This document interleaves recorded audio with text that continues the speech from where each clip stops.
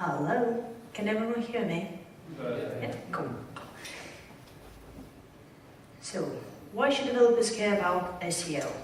Let me introduce myself first. My name is Ellie. I'm not even going to try to pronounce my surname myself because it is tricky. If you see it, you won't be able to.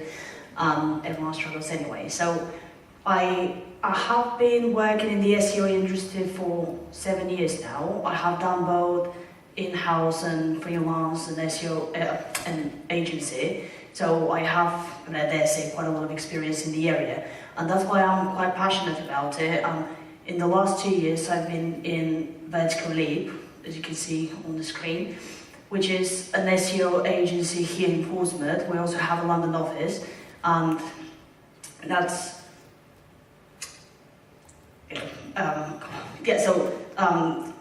I have a portfolio of clients, and every so often I need to deal with developers, and it surprises me how often many people don't know the basics of SEO, and it's quite not only disappointing from one point of view, but surprising because you're all smart people, and it's just a shame that you're not applying those simple things.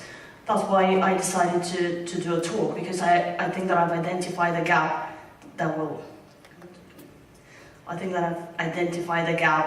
where in the knowledge, and once we fill that gap, you'll be able to be more diligent in your work, you'll be able to progress in your career further, but that's something I'll talk about a bit more.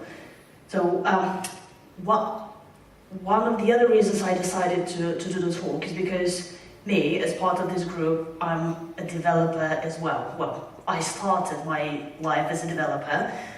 In a second, I'll show you my first ever website. I was very proud of it.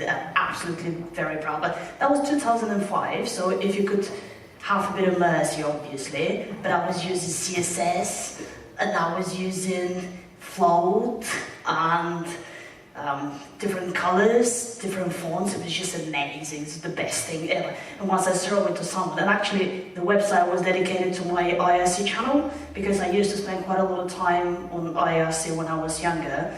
Day in, day out, in the nights, I would spend probably 2 hours sleeping, so I could just chat.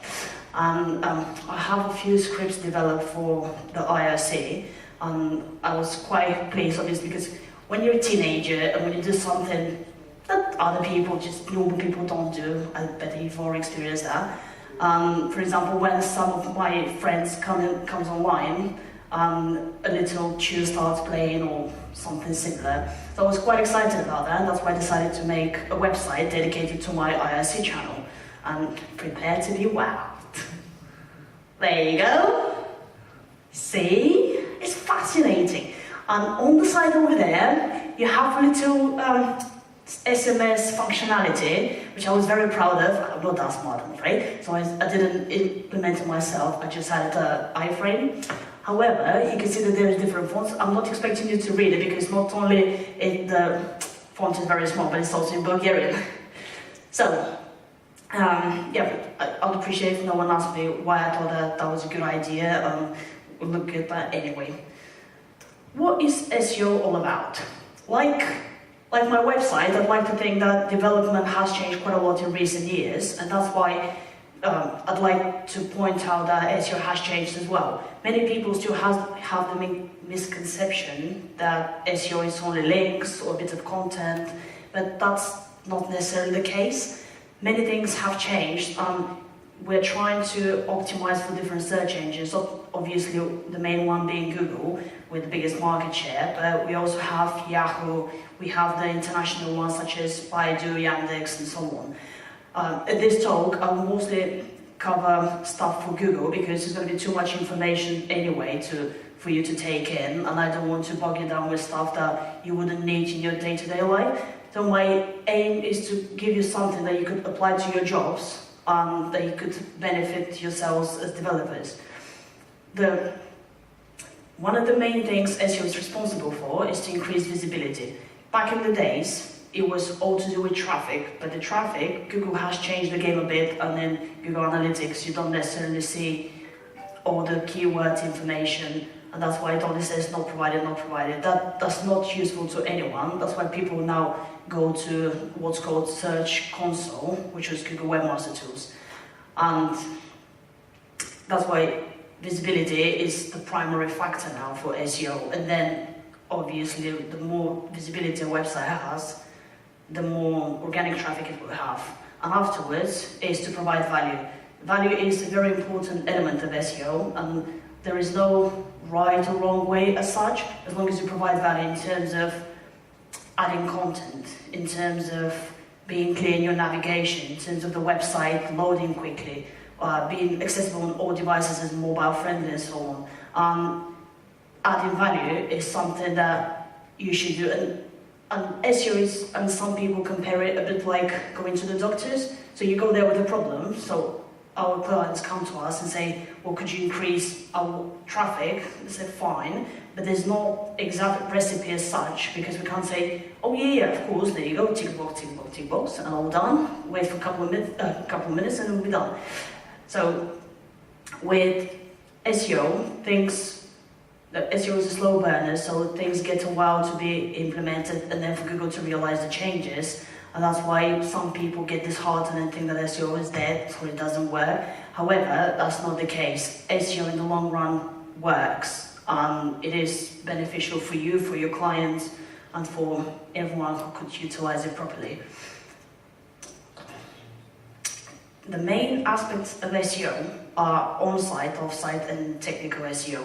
Those are what you would expect from searches for the web. So when you search something in Google, but there are many more things to SEO.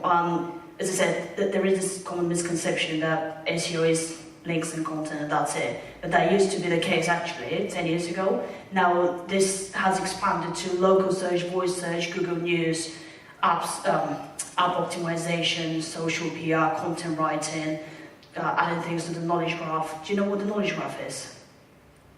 So every so often when you do a query, either for a person, a company, a film, and a little thing, carousel, yeah, there you go. A little carousel comes up with more information on the topic. And for example, if today I search for Minions, the film obviously, I had in the results, within the search results, cinemas that will have Minions tonight, for example. This is also something that SEO people are responsible for. Also, you have the image search and video search and increasing visibility for those. On the other side, we have penalty recovery because Google, as I said, is trying to push people, webmasters and SEO specialists, to make sure that the websites they work on provide value. Because I would imagine that you, as users of software, have been frustrated when you think, okay, I'll download this other software because I think it's good and I've paid a bit more money for it, and suddenly it's the same thing. And that's why it is good to be able to say that, okay, once someone comes to your website, you provide a unique viewpoint to your product, to the service you offer. Yeah, sometimes it's tricky because we don't work in the industry where our clients work, if we are in an agency side. But that's why communication is very important with the clients themselves.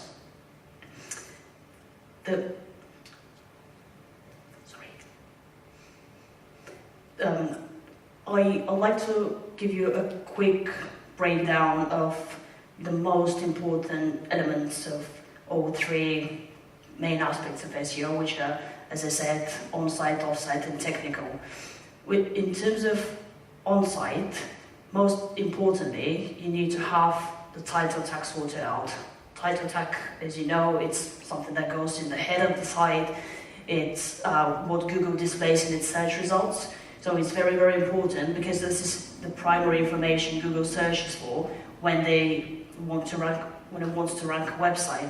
The next one is meta description. Meta description is, one would argue that it's not very important, and given the fact that Google now changes it dependent on the search query anyway, it's quite tricky to control it. However, most of the times, if it's within the character limit and if it's on target, on topic, Google will leave it as it is. So it's important that within the meta description, you put calls to action or somehow you ask people to engage with your website to click through. Because, as I said, title tags and meta descriptions are what appears in the search result. title tag is the clickable part, the blue link, and underneath the description is the meta description.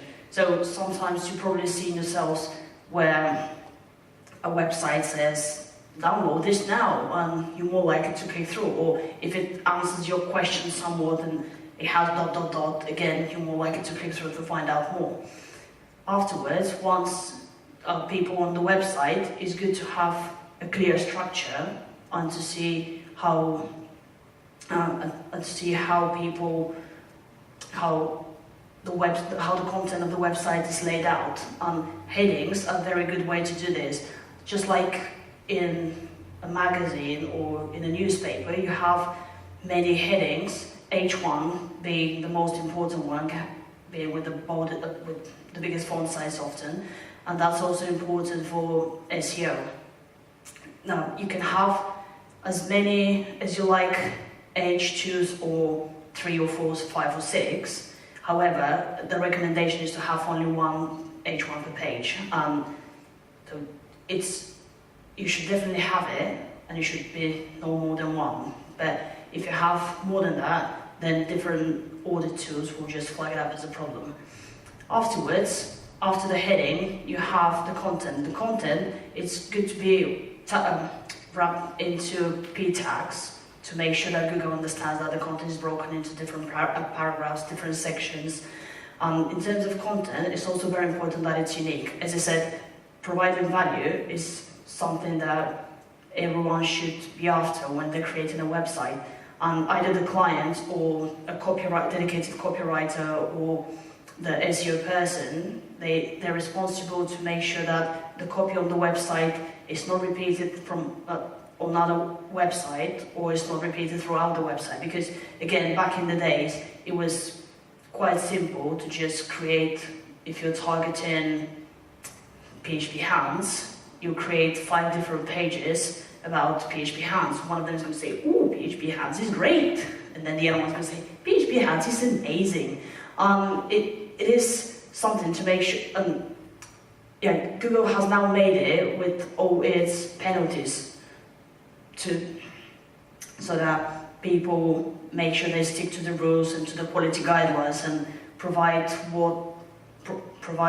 the value that the user is after. Because what happens is that the results Google serves will be a reflection on Google itself. So if a user goes to Google and searches for something, and Google shows them a website that is not very well optimized, and it doesn't have good quality content, or it has too many ads, or it has not clear navigation, and people will bounce back off to search, and then they'll get pissed off with Google because, why you just show me this again? I have had this experience many times, even this morning, especially on a mobile device, where we now have less and less time for other things, and we rush in and want to make sure that we get all the information, relevant information on the go.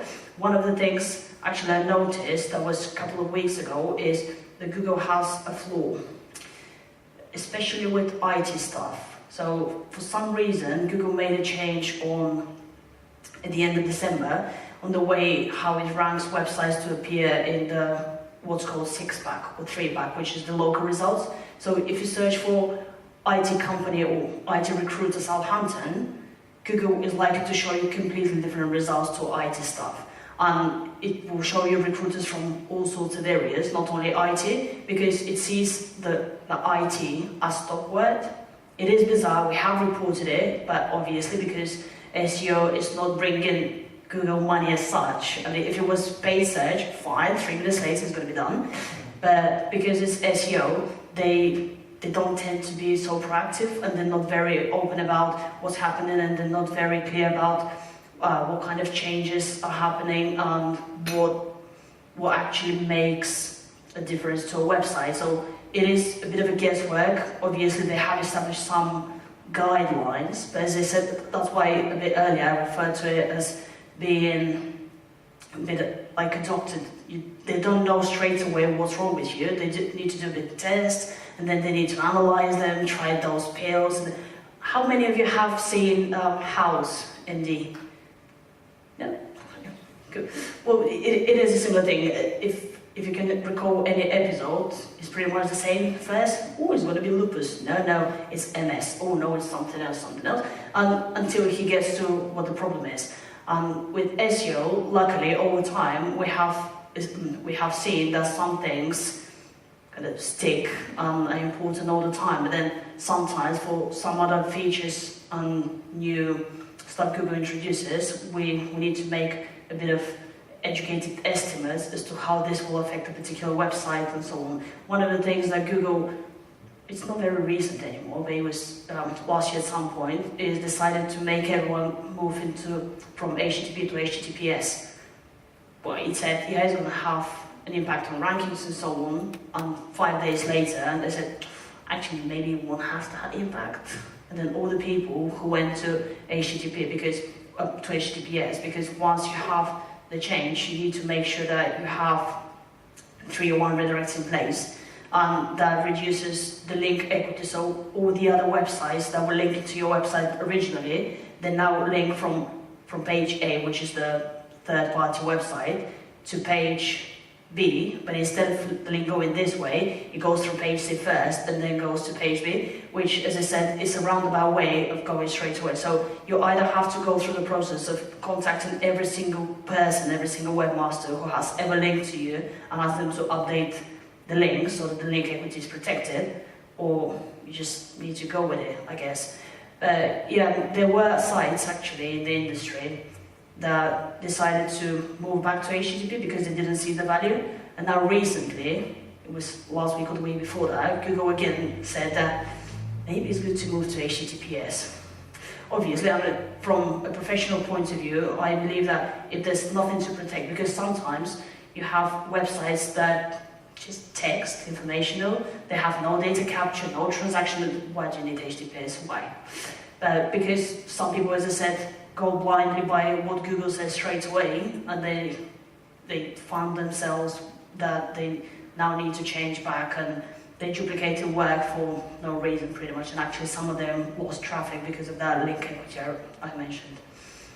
Once the content is sorted, going back on topic, you need to make sure that the interlinks on your website are good. As I said, in terms of layout structure, it's important that you have links from each one of the page to the others. Again, a recent update from Google was to make sure that doorway pages are not indexable. And doorway page is considered a page that is, for example, PPC landing page, or that is an affiliate page, or just lead generation. And they don't want those to be appearing in Google because often those pages don't use the main template, don't have the main navigation because they're very clear, they just want to sell your product. And when that happens, that means that the user has no other chance to go around the website. And again, going back to making sure that it's a good user experience and it provides value, it doesn't really. And that's why it's important that there is a link from at least to the main navigation. That's why URL structure and actually site structure is very important, because you need to make sure that every single page is accessible from more than one link. Obviously, you can't have all the pages linked from the home page because it's ridiculous, but a natural hierarchy where people could follow on inside links are very important. Also, images, just like in the old days, you have images on the website, those need to be optimized for web, of course, and they should have alt tag, because apart from usability, Google puts a lot of attention on accessibility as well, making sure that people with impaired vision will be able to read those images, because those readers can't read the image itself, they only read the text, and the alt text is what gives that experience. With this, going to the technical SEO, and I think that this is something that will be more applicable to you, as at least people who are dealing with website design, because I would imagine that some of you are more software-led. But in terms of the technical SEO, this is where, as I said, we've seen some challenges where many developers would argue with us, saying, oh, no, this is the way it should be, or this is not important, and so on. I said, yeah, fine, but you're not the specialist in the area, I am, and I'm not telling you which function to use, am I? And even though you saw the website obviously has skills. And yeah, with the technical SEO, there are lots of aspects and quite a few you'll be able to help us with. Some of them, if the client is using CMS such as Drupal, WordPress, Joomla, they'll be able to manage themselves and we'll be able to manage for them. But there are some things that you'll be able to be involved with, and it is actually important because if SEO experts and developers have good collaboration, then I'm more than happy to just say to the client, okay, you need those things done, you go to your developer, pay them whatever they want you to pay them, and just get it done because it's important for your SEO. And if you've come to me for SEO, which means that you want the SEO to work, and don't be the barrier to success. And I say, yeah, that's fine. However, I have had some developers coming back to me saying, oh, to upload a robots.txt file, just simple drag and drop, 30 quid. So, that's expensive. It is the little things like this where I said I find quite ridiculous because there's no way to overcharge clients. Obviously, you want to make money, fine. I want to make you money as well. But if you're not reasonable, well, I might as well get the FTP access and do it myself. It's going to take me 5 seconds anyway. This is where I sometimes get into battles because I said I'm a bit of a technical SEO specialist, and that's my subspeciality, and I don't like people to get ripped off. Again, I understand that you need to make money, and I'm more than happy for you to do so, but it's just making sure that you provide the value for that money that you're going to be paid. So robots.txt is something that every single website should have. It's something that determines what parts of the website you want indexed in Google and which parts not. It is very important during the development process, for example, to have disallow : / so that you disallow indexation of everything that's on the developer server. Because sometimes, going back to the duplicate content problem, sometimes you have one website being developed, and often with redesigns, you only change the theme or the CMS or something, but the main content remains the same. And Google then picks up two copies of the same content and thinks, oh, they're using this old technique where they want to have 15 pages about the same thing and trying to have more results shown in Google, which obviously is not the case. That's important, and it's important for you to have disallow all whilst you develop them. However, we have witnessed a website going live with the disallow all, so if you could remove that before you launch the website, that would be appreciated. Also, in the robots.txt, you need to have a reference to an XML sitemap.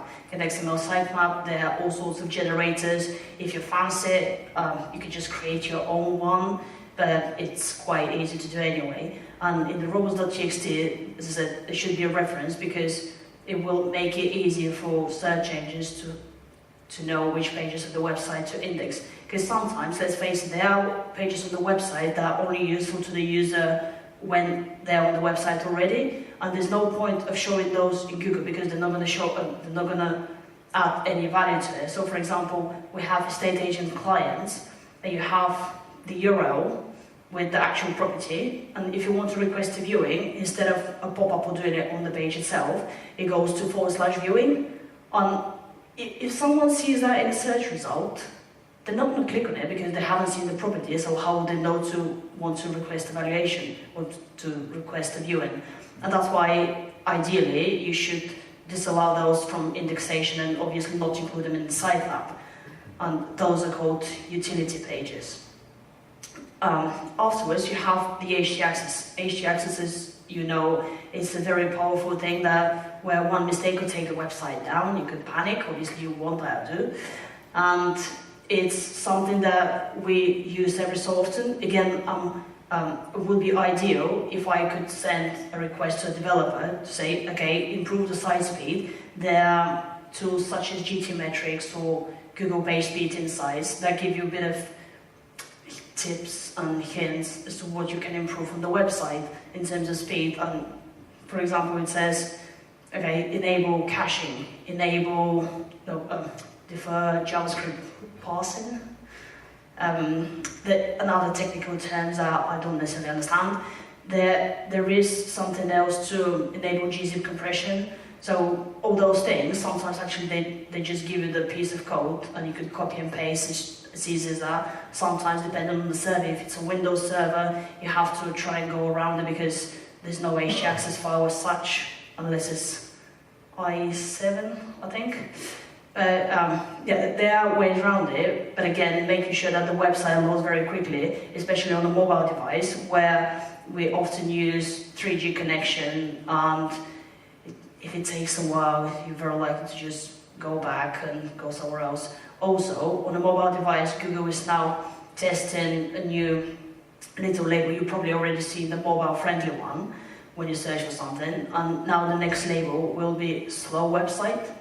So there will be a little icon, so when you search for pizza in Portsmouth, and you see Pizza Express and underneath it's slow, you're very likely not to bother with our website. Obviously, you do want, I mean, you have heard of Pizza Express, so it's very likely that you still go for it if you fancy that particular pizza. But if it's just a local pizza shop, and you could simply go elsewhere, which means that for that very business, a lot of traffic will be lost and a lot of business will be lost.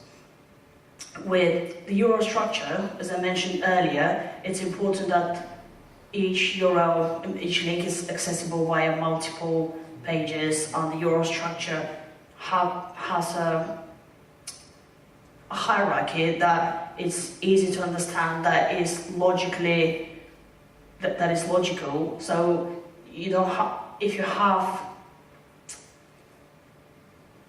a website for the different for different software, you could have the home page being a home page with a bit of overview of everything what's happening, and then the next page to be software for PHP developers, and then another section at the same level of hierarchy to be a software for Java developers, and then underneath you have software.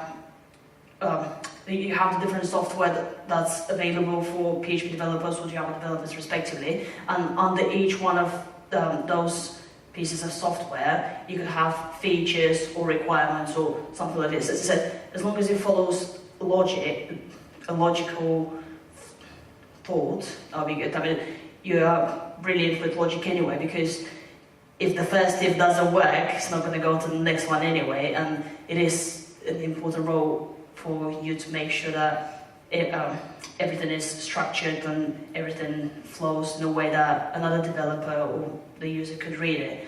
And in terms of the breadcrumbs, that's just a similar thing, to make sure that you have the breadcrumbs kind of mimic what the URL is. Sometimes you could, because breadcrumbs nowadays appear in search as well, again for Google to make sure that it gives you this navigation and it gives you more information as to whereabouts you're going to land on the website. Because sometimes you think that, oh if with the previous example for the software, you could have two pieces of software called the same thing. So for example, what was the IDI for Oracle? Is it just IDI? No, yes.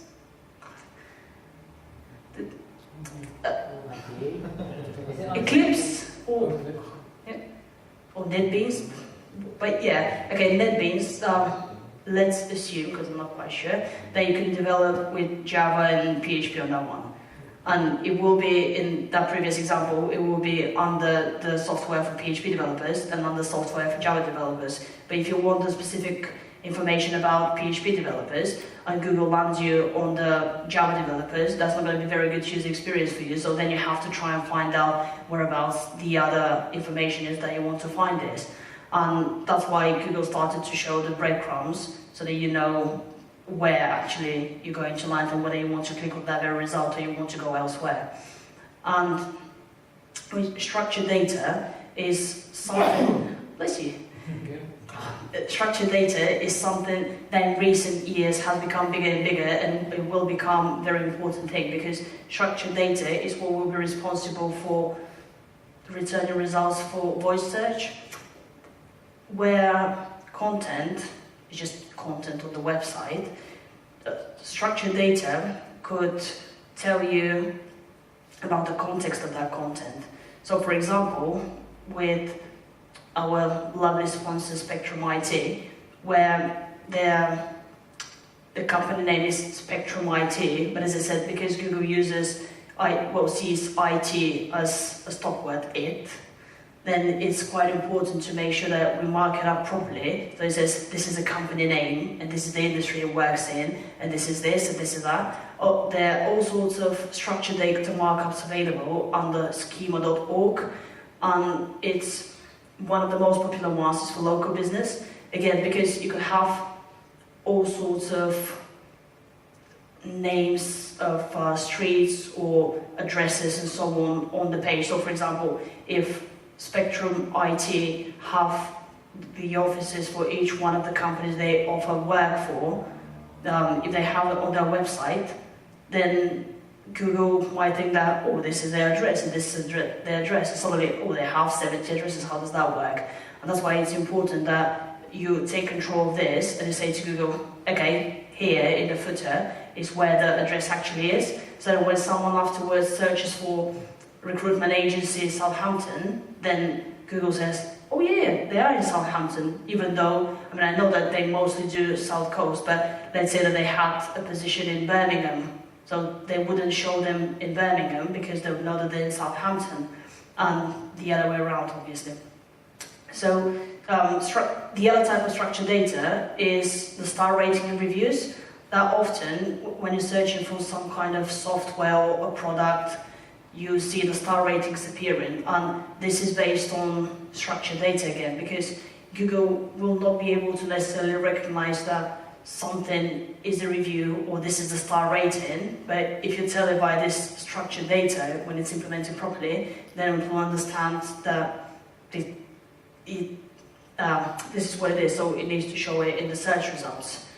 And going back to the site speed, as I've already mentioned, it's very, very important that the site speed is up to scratch. There are various tools that you can test your site speed on, and we have seen quite a lot of improvements in visibility and traffic based on improvements on site speed, because when in Google Analytics, you can see how much or how long people stay on a particular site or a particular page of that site, and what the bounce rate is.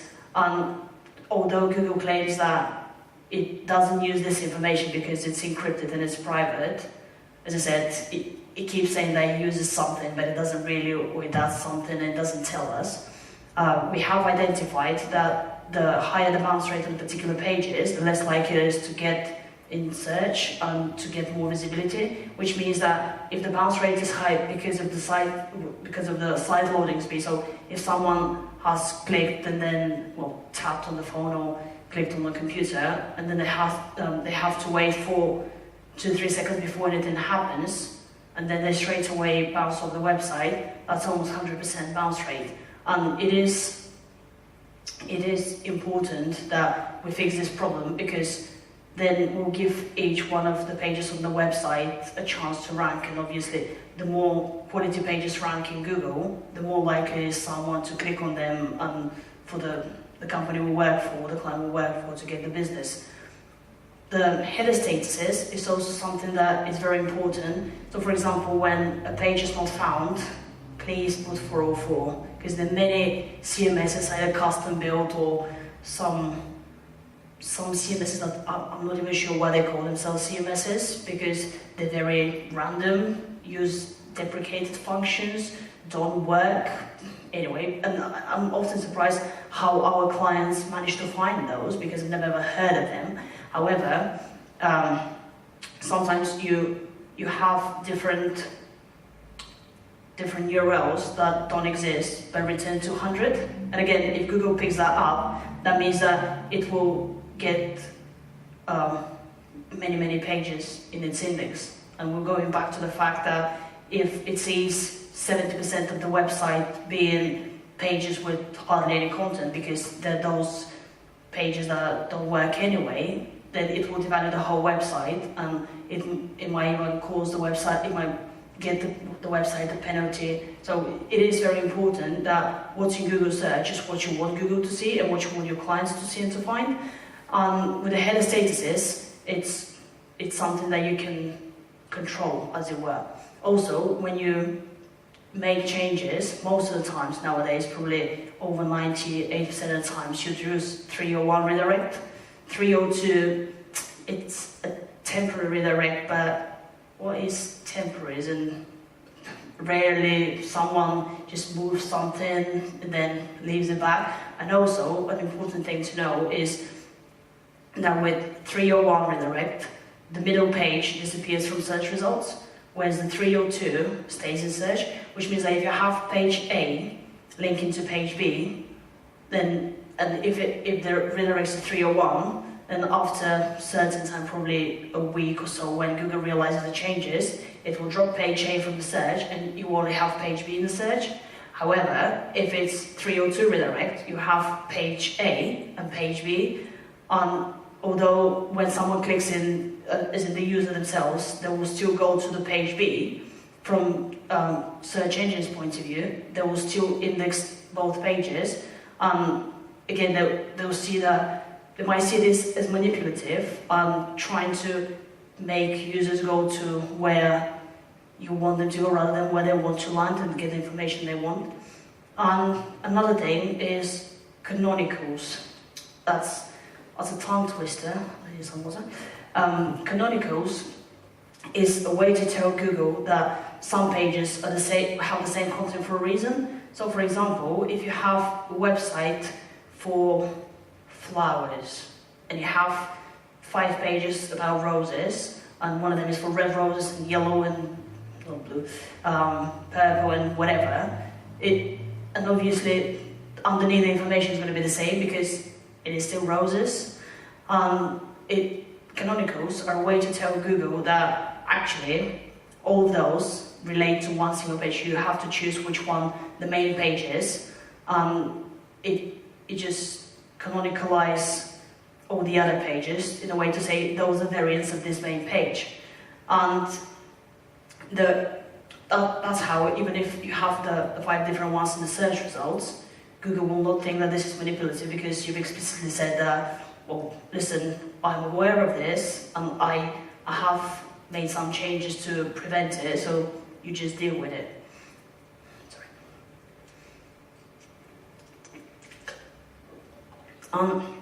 This is a couple of screenshots of our in-house tracking system, Apollo, and it's more than tracking system if my MD hears me being true, but we use it to track data, collect information about our clients and about their competitors and about pretty much everything and anything you can think of. We have information about the people who share links from that website, the people who share links from competitors' websites.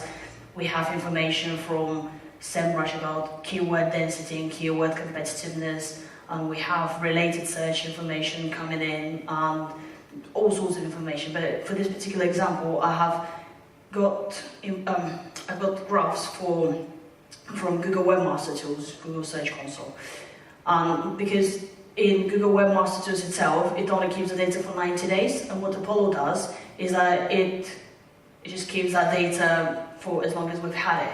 Whereas with Google Webmasters, if you log in now, you log in tomorrow, you miss 1 day, and that's why people have to maybe make numbers down, write numbers down, or some kind of tracking system. And it's quite tricky to see over a period of time how things have changed and whether the changes we've made have made any impact, be it positive or negative.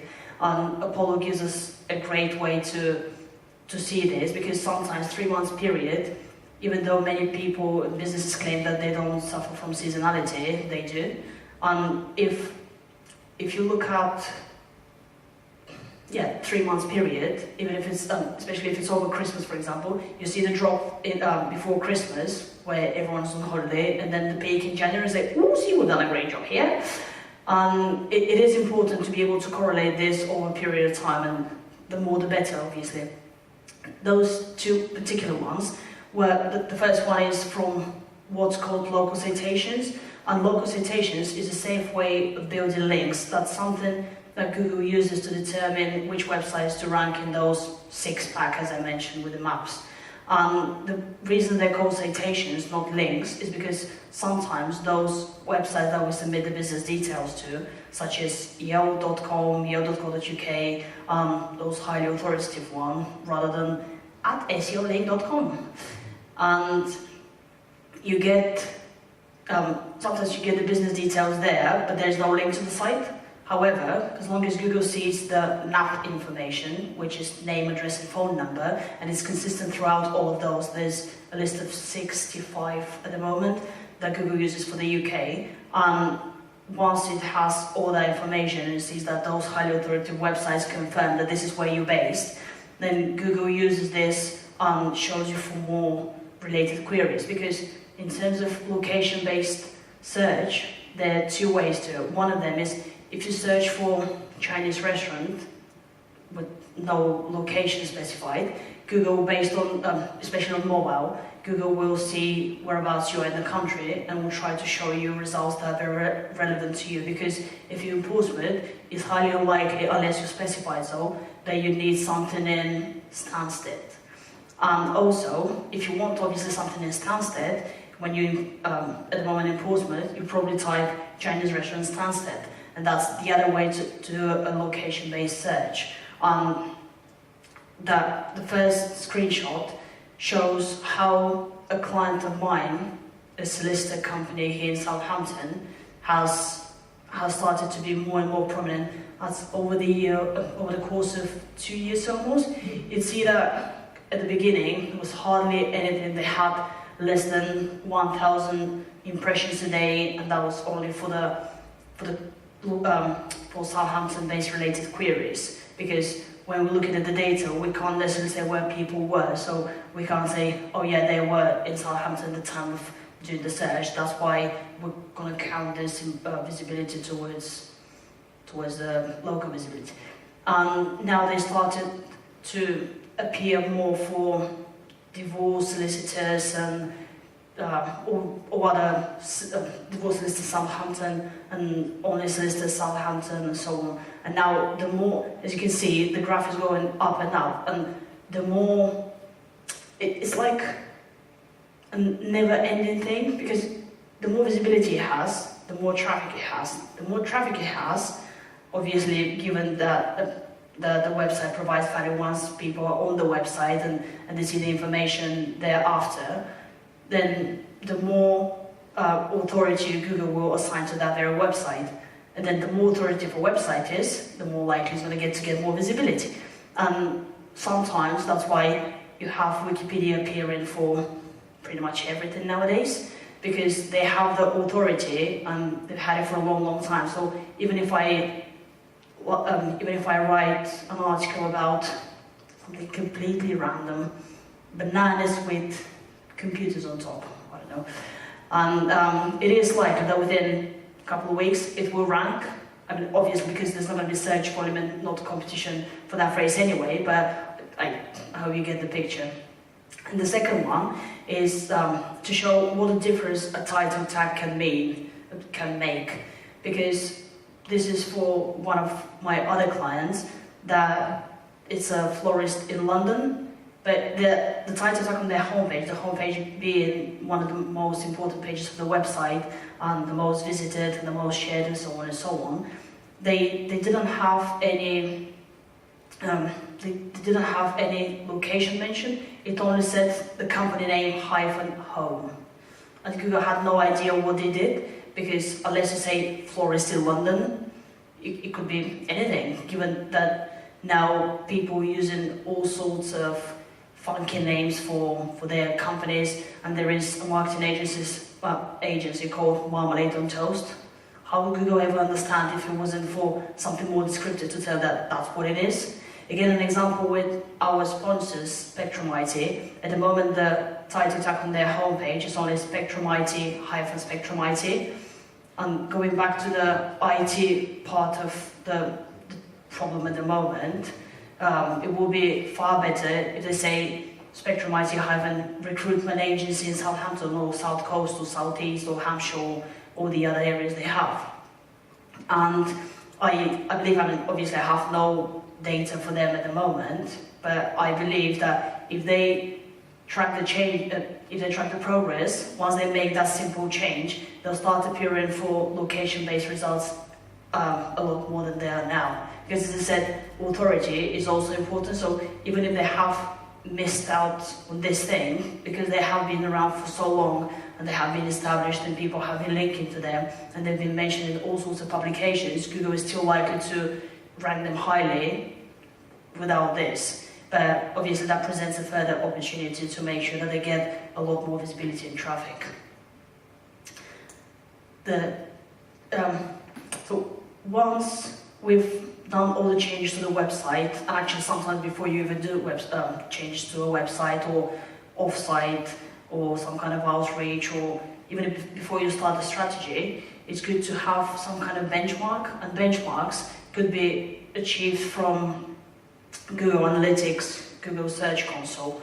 Those two tools are free and available for everyone and anyone. They're Google tools. Google Analytics provides information about what people do when they're on the website, how long they stay, which pages they visited, where they went afterwards, whereabouts in the country or in the world they were, what kind of browser they were using, and so on and so on. However, Google Webmaster Tools, Google Search Console, they changed it 2 weeks ago.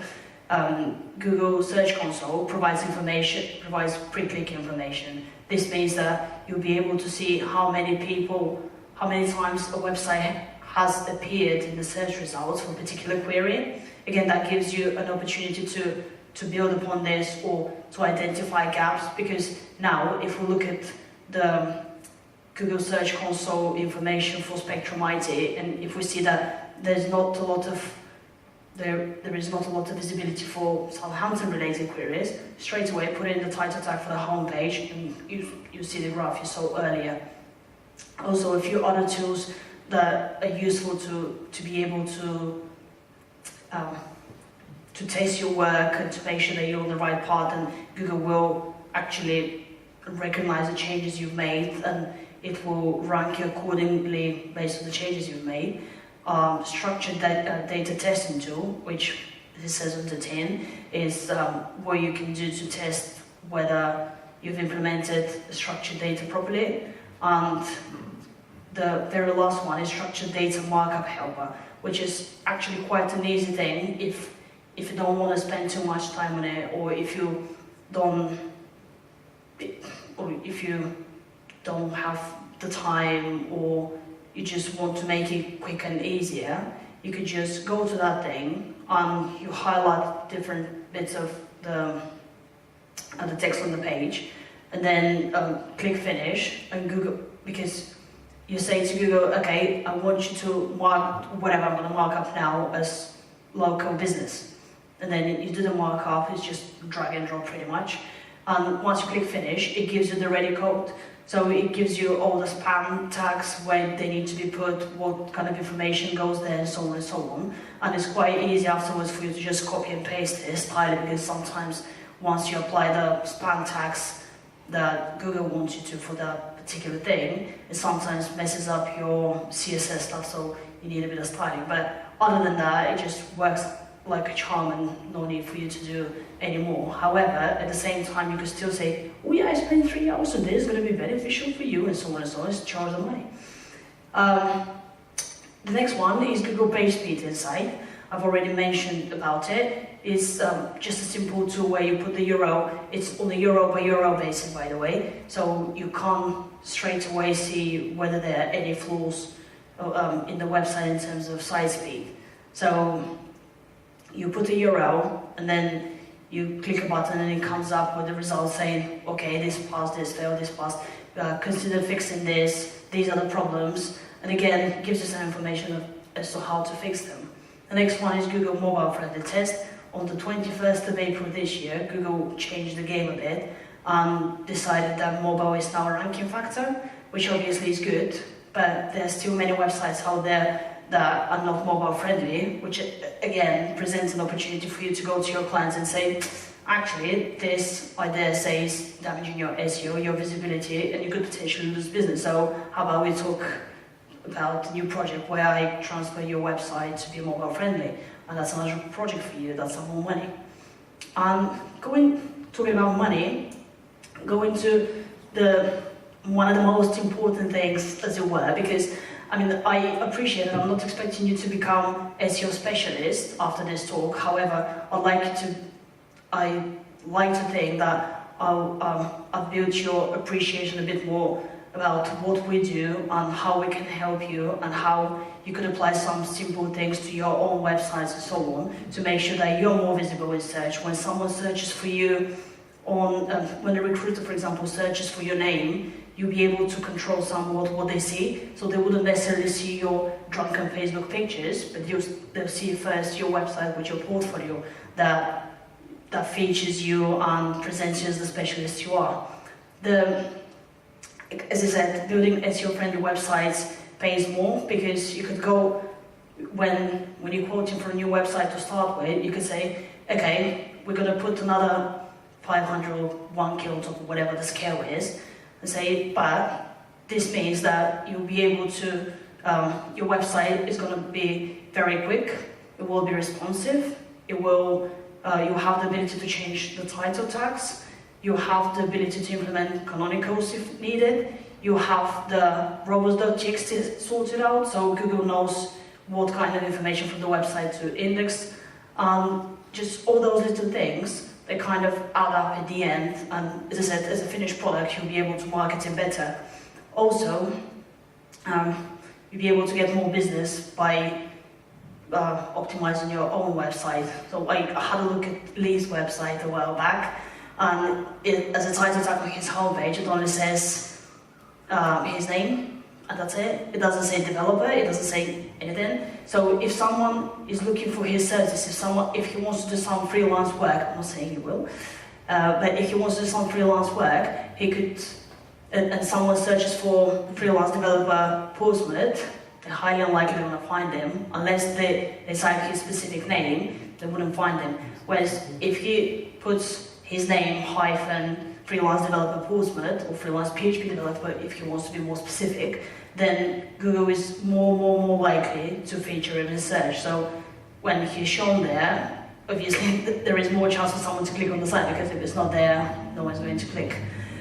Another option for you to make money out of SEO is to become our partner. But I'm not come here to make this as a sales opportunity as such, but the way our partnership works is very flexible and is very easy, and you don't have to sign any contracts as such, as you wouldn't commit to, oh yeah, every single month I need to deliver you 5 leads or blah blah blah. Does thing, whatever you have the opportunity, be it, as I said, from a personal project or for the company you work for, where you want to outsource something, because you might have, we do have marketing agencies coming to us saying, oh, could you do the SEO for this client because we don't have the capacity. If we pay 10% of the revenue, so if you get someone to come to us and they pay £1,000 for the next 6 months, I think, I could double check this for you if you want to, you'll be able to get 10% of those £1,000, so £100 in your pocket for you doing nothing, because we manage the relationship with the client. Obviously, if you want to be involved and if you want to be informed of the progress of the campaign, at any point you could get in touch with us. That's kind of it. SEO knowledge increases professional value. If you want to progress more in your career to a broader a job that covers more areas such as project manager or IT director, or the higher you go up in the hierarchy, the more likely it is that someone will ask you to, or not ask you, but someone will kind of expect you to have more knowledge than outside of your immediate area of expertise. And that's why if you spend a couple of hours to read a bit more about the technical SEO, then feel free to just add it to your LinkedIn straight away. And as I said, this will increase your value, because I have looked online, and actually some of the, was 1 or 2 of the jobs that were advertised by Spectrum IT actually said that Google Analytics and Google Webmaster Tools, not to say will be beneficial if you have some understanding.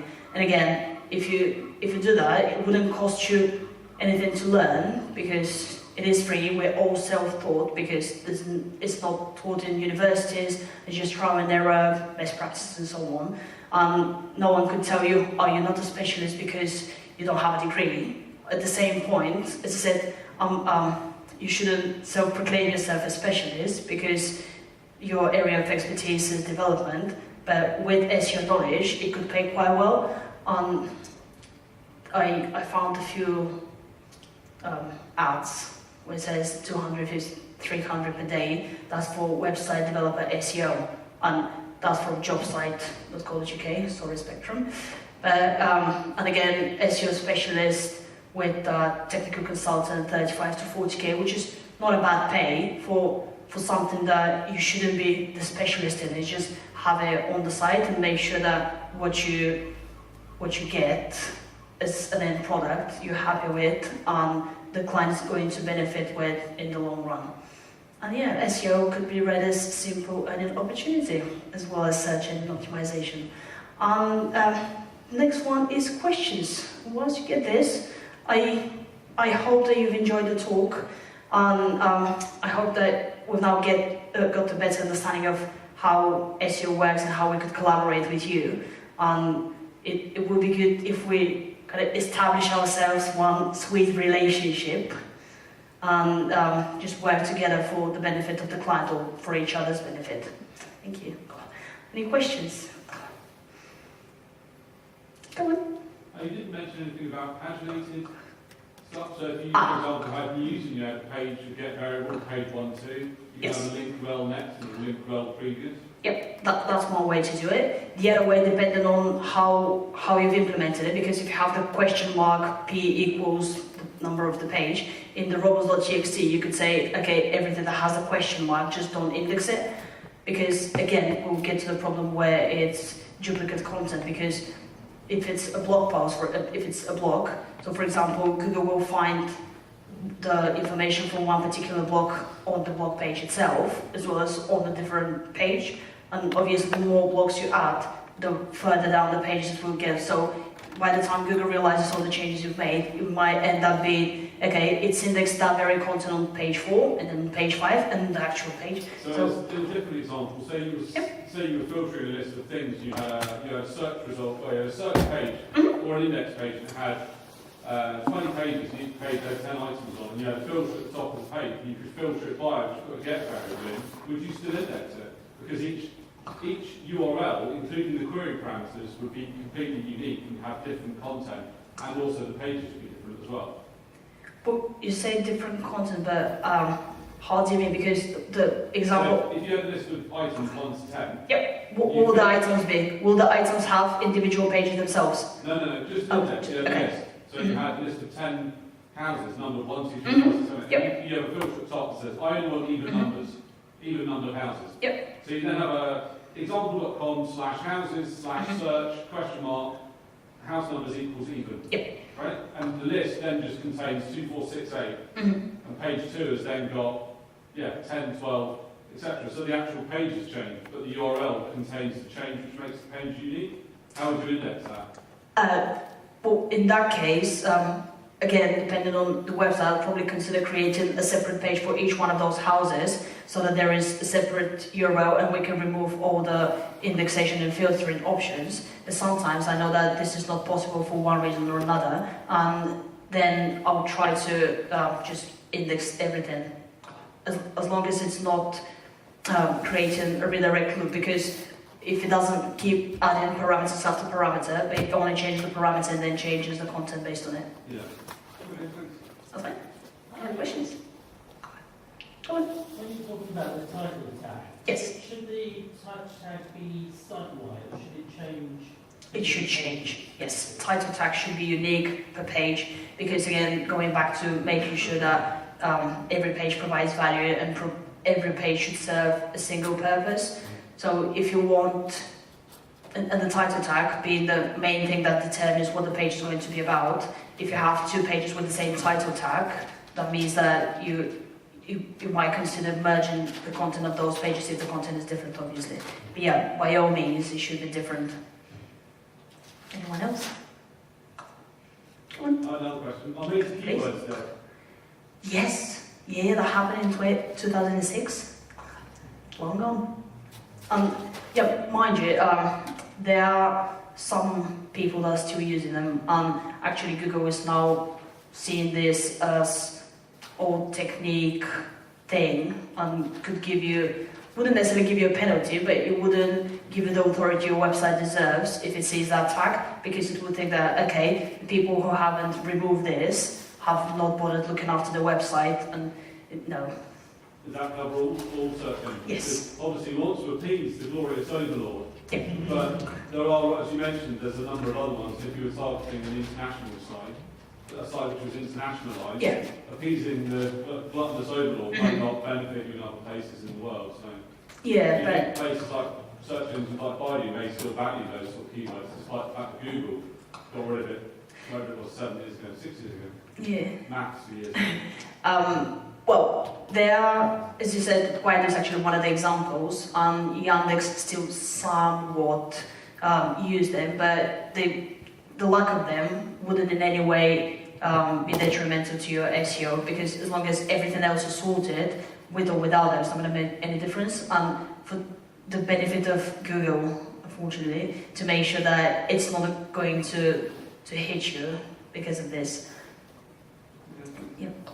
And I mean, also, talking about international, I forgot to add that in a way, if you have a .com website, in order to decide and to tell Google which country you're trying to target, it's important that you implement href line tag, which is that tells Google which country you're trying to target. Because if it's location-based TOD, then you have the .co.uk, Google knows that this is for the UK. But if it's .com or .net or something that's not very clear whereabouts you want to appear, and because at the moment I have a website, well, the company I work with, the clients I work with, they have multiple websites across the whole world, and 2 of their websites, the American one and the US one, have .com. So the first one is companyname.com, the other one is companynameuk.com. For the UK results, the US site is more prominent at the moment because it has always been it's the first website that was ever created, and going back to the fact that it has more authority and so on, given it doesn't have any href line tags and it's .com, and Google wasn't sure which one to show it for, and that's why now the US website is cannibalizing the UK results. And it's not good user experience, because you go to the website and you see American spelling, the least, but then you see American phone numbers, and people might think, oh, well, they're probably not in the UK anyway, without even realizing that actually the next result straight afterwards is the UK site. Any other questions? Go on. What's your view on matching H1 title and URL? If it's a complete match, it's maybe not ideal as such. In terms of, we say H1 URL and title, did you say? In terms of title tag, you have a restriction, or recommended restriction. It used to be 65 characters, now it's more with pixel width, because tests were made that you could get a lot more than 65 characters if you just pipes, or straight slashes, I'm not quite sure what the term is, or L's, shall we say. Although you want to target although you want to make a page very targeted to a particular term, if you overdo it, that could get you what's called Panda penalty, which is an algorithm update Google has released for over optimization and for, again, not providing value. So if you have thin content on the website, if you have duplicate pages serving the same purpose, or if you have way too many links, as I said, if you link from each single page of the website to each single page of the website, that's going to be ridiculous. Panda is what's responsible for sorting this out. It runs now on a monthly basis as part of the algorithms built in, so it is very likely that you'll start seeing a decline. And sometimes actually removing over optimization could bring the website back up. Nothing. Anyone else? Yep. Oh, thank you very much then. Thank you. Oh, I have sweets. I'll give them in a second. Like a typical marketer trying to bribe you, obviously. Thank you very much.